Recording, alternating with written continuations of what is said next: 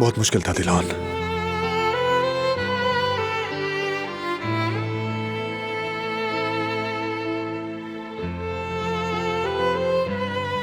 तुम्हें लगता है मेरे लिए आसान था?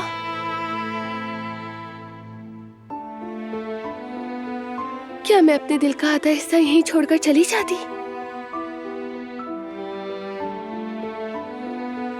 मीरान के लिए लगा कि मैं जा सकती हूँ, लेकिन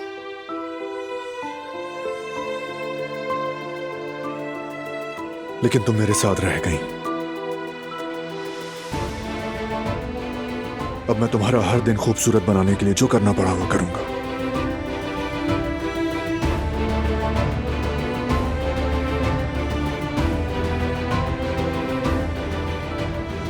जानती हूँ तुम यही कोशिश करते हो।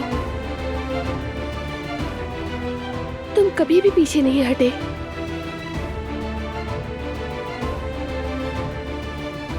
कितनी बार अपना गुस्सा काबू किया, सब कुछ देखती हूँ मैं, मगर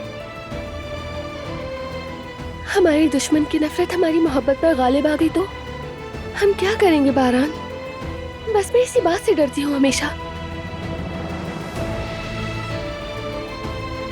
वो जीत नहीं सकते क्योंकि हमारी मोहब्बत की ताकत उनकी नफरत की ताकत से कहीं बढ़कर है। वो हमारी मोहब्बत के सामने हार जाएंगे, देख लेना। बिलाखिर हमारा दुश्मन हमारे सामने झुक जाएगा, यकीन रखो।